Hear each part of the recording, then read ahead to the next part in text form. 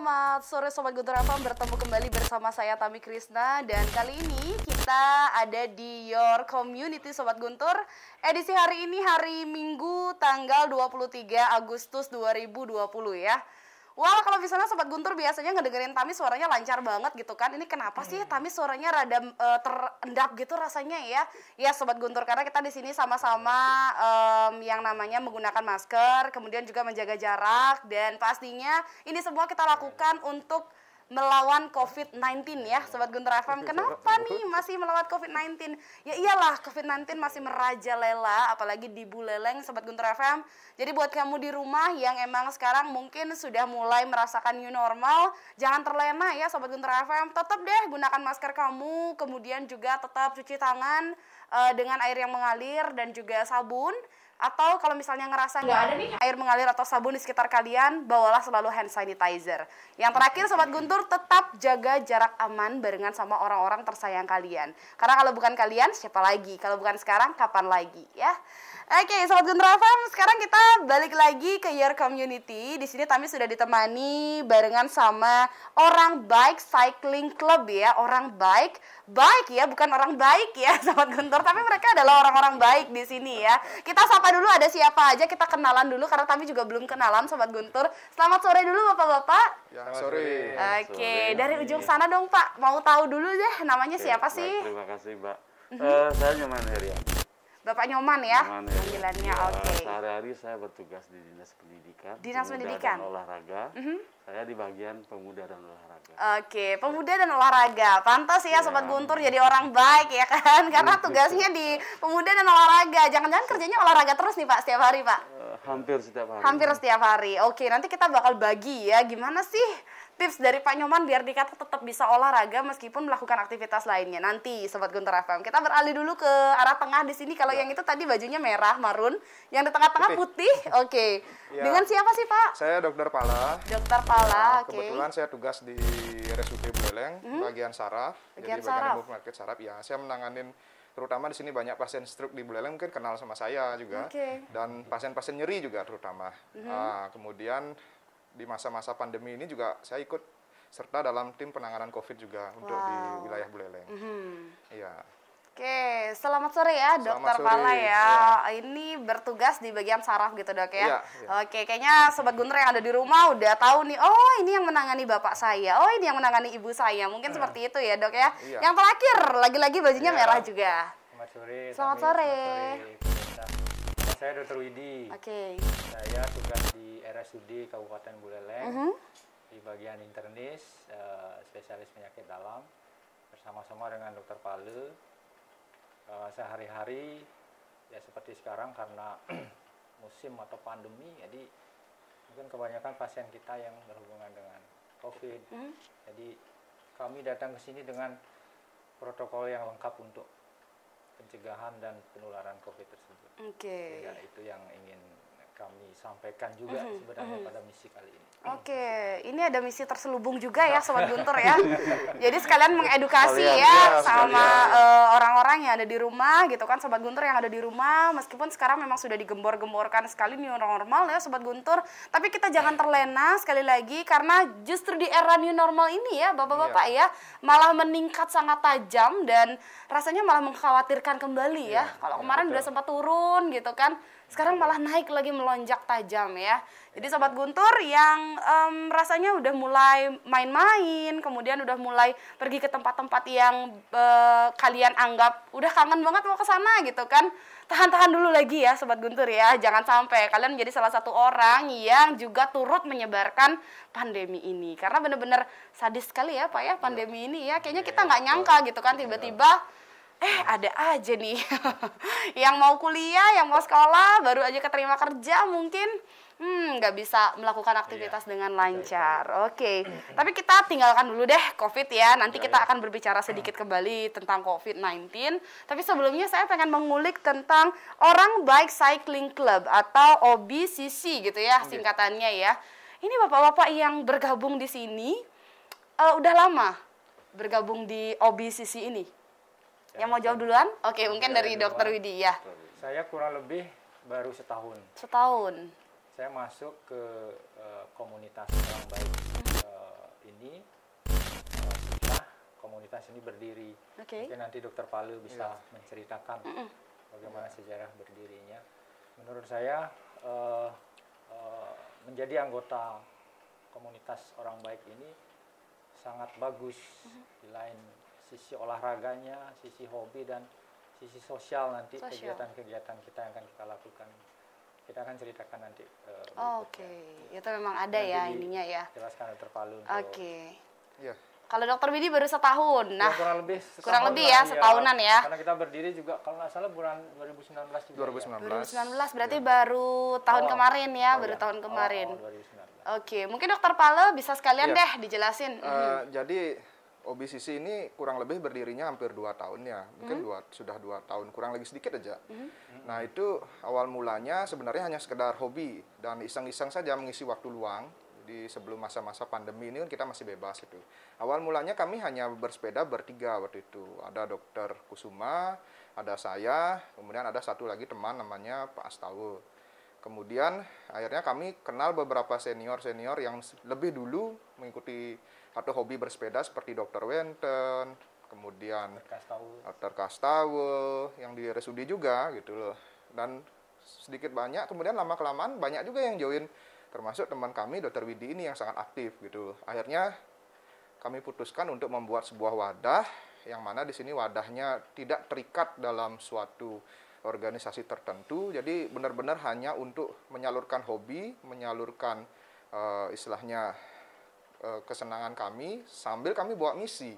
Karena di sini kebanyakan orang-orang kesehatan, juga ada beberapa donatur yang ikut bergabung. Jadi kami membawa misi sosial.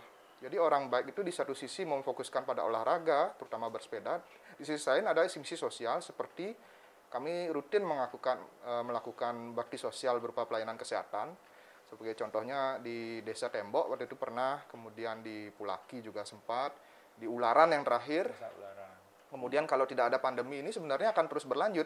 Kami rata-rata melakukan 2-3 bulan sekali untuk kegiatan tersebut. Sampai terakhir itu bulan Maret di Ularan.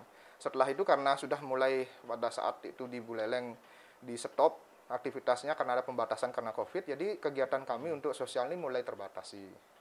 Tapi tetap kami tidak bisa melakukan kegiatan ke sosial di lapangan, kami tetap membawa misi sosial juga seperti saat ini di beberapa stasiun radio seperti di RRI, sekarang saat di Guntur. Di satu sisi kami menjelaskan misi olahraga, di sisi lain juga kami tetap menjalankan misi kesehatan juga. Gitu. Jadi dual fungsi lah orang baik ini. Betul, gitu. betul. Tapi orang baik ini tidak terikat, harus dokter, harus apa enggak. Kami welcome untuk semuanya. Jadi yang suka bersepeda, yang pingin join, bisa gabung gitu. Dan kami tidak ada istilahnya harus membayar iuran, harus membeli ini, membeli itu, tidak.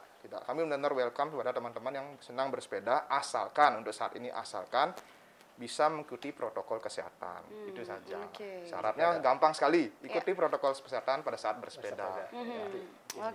Itu dari Dokter Widi dan juga Dokter Pale ya. Jadi bisa dikatakan orang baik itu benar-benar punya dua arti Sobat Guntur. Orang baik dan orang baik ya. Jadi bersepeda dengan sosial gitu kan. Jadi tadi beberapa kali itu siapa nanti bintang tamunya orang baik? Siapa sih orang baik ya kan? Jadi kita salah ini. Beberapa teman pada nanya orang baik itu siapa maksudnya? Orang baik. Oke. Karena ternyata memang benar Sobat Guntur, orang baik dan orang-orang baik ya. Oke, kalau untuk Pak Nyoman tadi ya, Pak Nyoman gimana nih? Udah berapa lama join di sini? Kalau saya mulai joinnya mungkin di awal pada saat saya bersepeda sendiri. Karena dari dulu bersepeda tapi kemudian sempat stuck beberapa saat, masih di tahun 2019 itu. Kemudian ketemu dengan teman-teman orang baik di warung. Ketemu waktu itu. Kami cegat sehingga akhirnya di sana saya tahu bahwa saat itu sudah terbentuk klub orang baik itu. Dan kemudian dari penyampaian teman-teman bagaimana sebenarnya organisasi orang baik ini, akhirnya saya merasa terpanggil, kemudian ikut gabung dengan mereka. Kira-kira itu kalau dari sekarang mungkin sekitar 7-8 bulan yang lalu. Jadi relatif masih baru di teman-teman ini. Tetapi untuk kegiatan bersepeda sebenarnya saya sudah mulai dari tahun 93 ya, mulai bersepeda pada saat boom sepeda di tahun 90-an, kemudian di tahun 2000-an, setelah tahun 2010 juga. Jadi di klub ini ada yang membedakan antara klub-klub yang lain sepeda dengan klub orang baik yang ada sekarang ini. Perbedaannya adalah seperti tadi, menjalankan hobi bersepeda di samping untuk mencari kesehatan, untuk menemukan kesehatan, juga kemudian ada misi sosial di sana. Ya. Itulah yang menarik bagi saya, kenapa kemudian saya ingin ikut bergabung dengan beliau-beliau ini. Jadi awalnya nggak sengaja ya ketemu ya dengan Bapak Nyoman ya, jadi emang sudah terbentuk sebelumnya, kemudian mungkin tanpa sengaja gitu kan, akhirnya karena satu hobi ya. Biasanya kalau kita ikut satu organisasi itu pasti karena satu hobi kan. Sampai sekarang sih ada berapa anggota yang ada di OBCC ini, Dok? Kalau kami hitung di anggota di grup WA, karena yang tercatat yang aktif artinya yang ikut sekitar 22 orang. Oh, 22 orang. Maaf, 32 orang. 32 orang tersebut terdiri dari, kalau saya hitung tadi di WA yang aktif, teman-teman dokter 10 orang. Sisanya ada beberapa yang bukan dokter. Ada berbagai macam profesi. Pak Komang di Dinas Pendidikan, ada Pak Komang Budiarsana di Sekcam Sukesade, ada Bapak Made Astike, tapi sekarang sudah pindah ke Denpasar. Beliau kepala Jasara Harja Singaraja. Dan banyak lagi, jadi itu yang aktif. Oke, ada 32 orang ya. Oke, sekitar itu yang aktif, yang memang sering mungkin berkumpul gitu, Dok ya, sering iya betul. Kemudian tadi yang menarik adalah kegiatan-kegiatan sosial yang sering dilakukan gitu kan. Nah, kalau boleh tahu ya, Dok ya, kegiatan sosial ini sebenarnya memang sudah ada sejak pertama kali dibentuk, atau ketika memang mungkin ada satu peristiwa yang membuat bapak-bapak yang ada di sini merasa gimana kalau kita bikin sumbangan nih atau apa gitu misalnya. Ya, mungkin saya yang jawab ya. Waktu itu memang ide awalnya kami berusaha menyempatkan untuk membuat donasi di awal. Jadi awalnya kan kita kumpul-kumpul, kita cerita, akhirnya kita putuskan gimana kalau sekedar gowes saja kan tidak menarik gitu. Kita buat acara untuk amal lah gitu. Ya kita kumpulkan dana, beberapa lah kita kumpulkan secukupnya, ada lebih gitu. Akhirnya kita coba buat donasi dulu yang pertama. Itu pertama kali kita lakukan di daerah timur, kalau tidak salah di Gretek ya, itu pertama kali kita memberikan donasi. Setelah itu acara kedua kita lanjutkan pada saat itu ke Pulaki. Nah di Pulaki ini dari Pak Made Astike, dia mencetuskan untuk memberikan pelayanan kesehatan, tapi dengan tim dari beliau pada saat itu, karena ada tim perawat juga dari teman-teman Jasara Harja dan dokter di sana, dia melakukan kesehatan. Dan kami melihat kondisi tersebut juga agak tersentuh juga gitu loh dari teman-teman dokter yang lain di OBCC ini. Kenapa kita nggak join gitu? Pada saat itu kami ikut join sebentar, cuma rasanya kurang puas gitu loh. Akhirnya kami ubah lagi dari awal semulanya cuma sekedar sumbangan, bantuan gitu.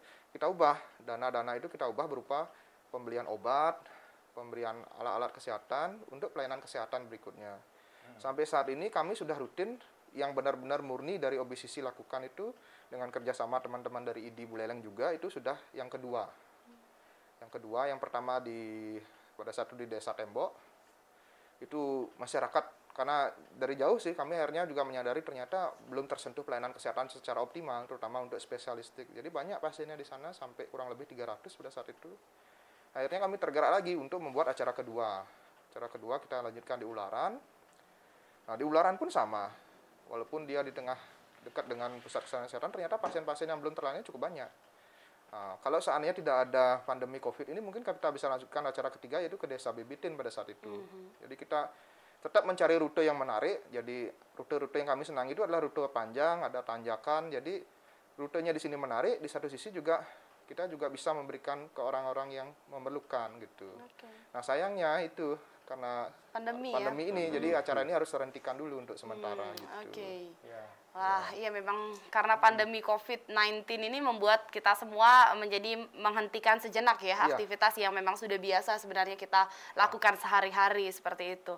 Oke, tapi sebelumnya bapak-bapak yang ada di sini, kalau kita berbicara masalah pandemi ya gitu kan, belakangan ini banyak sekali orang-orang yang saya lihat di luaran sana mendadak semuanya jadi bikers nih, mendadak semuanya pada beli sepeda ya kan, mendadak semuanya itu ini kenapa orang-orang pada naik sepeda sering-sering saya yang kudet apa gimana gitu kan. Tapi kalau ngelihat fenomena ini ya Pak ya, gimana sih selaku orang-orang yang ya bisa dikatakan sudah lama lah berkecimpung di dunia sepeda gitu. Oh gitu. Oke, terima kasih Mbak. Saya pikir begini, sebenarnya untuk olahraga bersepeda ini sebenarnya sudah diminati banyak orang sejak lama. Tetapi karena mungkin karena situasi tertentu, kadang-kadang ada stuck. Orang bersepeda sudah dari tahun 93. Pada saat dimulai ditemukan geometri sepeda yang bagus untuk di jalan raya gitu. Itu boom, tapi kemudian berlanjut di tahun 2010-an mulai agak redup kembali. Setelah itu tahun 2014 mulai lagi naik. Nah, terakhir kenapa kemudian di masa pandemi ini orang kenapa mulai beralih bersepeda? Karena di beberapa media, juga dari Kementerian Kesehatan terkait penanganan COVID ini, banyak yang merekomendasikan untuk menjaga kebugaran itu dengan olahraga bersepeda. Karena dengan olahraga bersepeda kita lebih bisa ngatur jarak.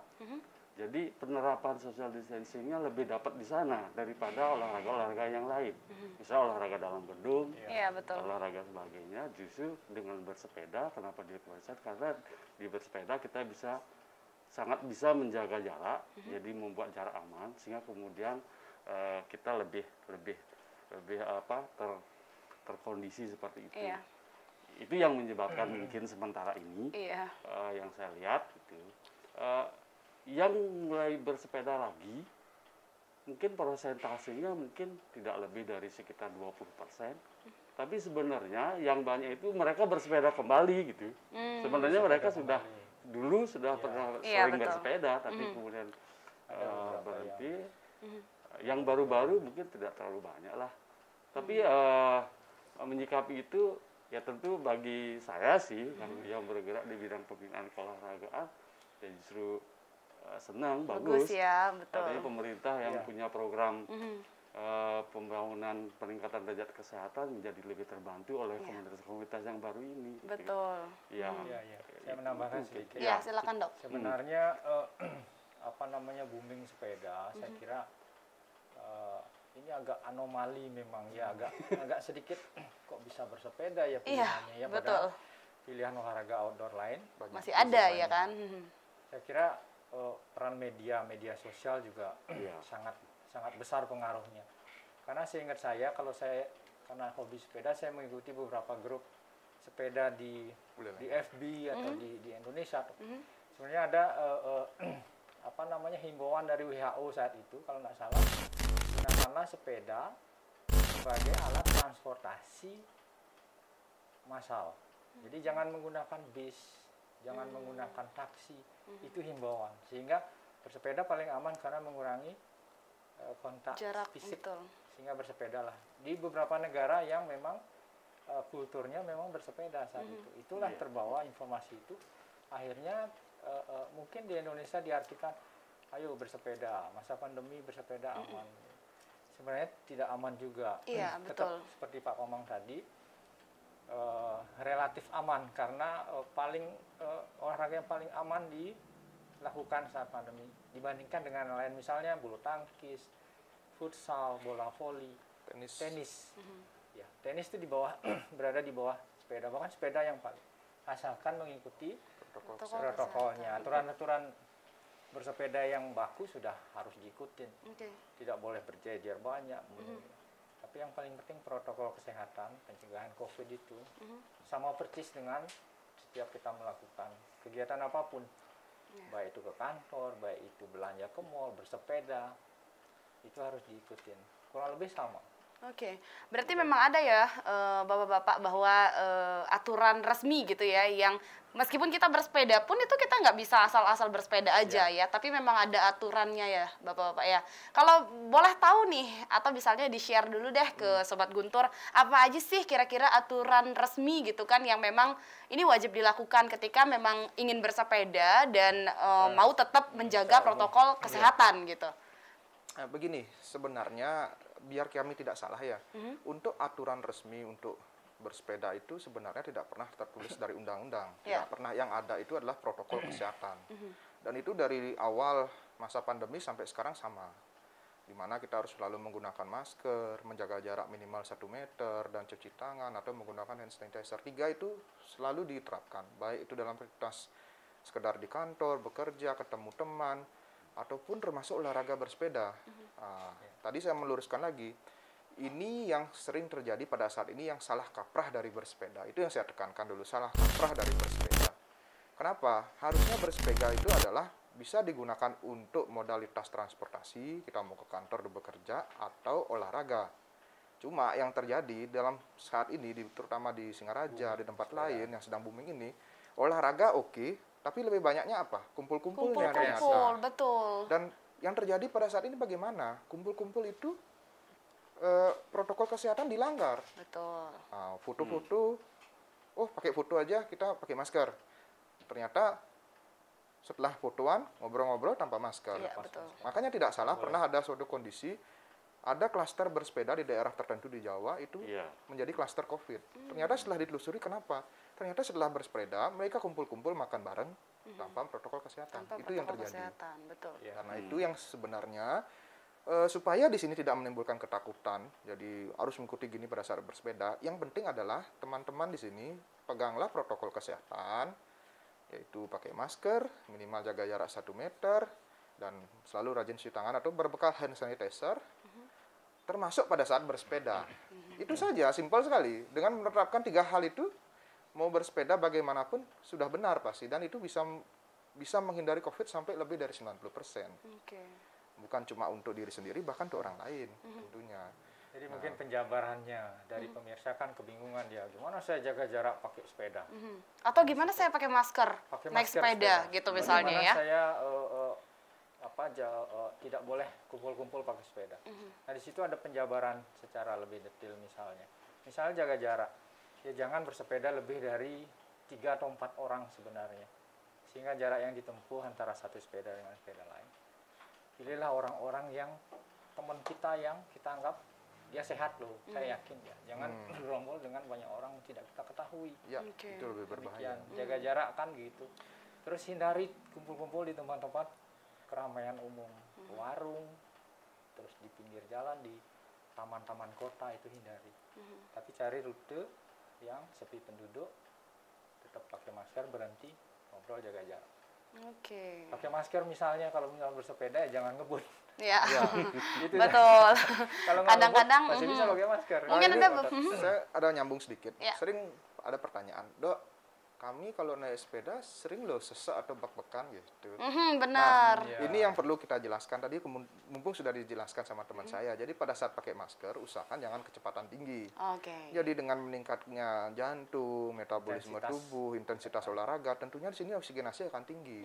Ibaratnya kalau motor dibawa ngebut tapi saringan udaranya double misalnya begitu, kan tidak bisa tenaga motornya. Sama hal yang terjadi dengan kita juga. Jadi terasa sesak.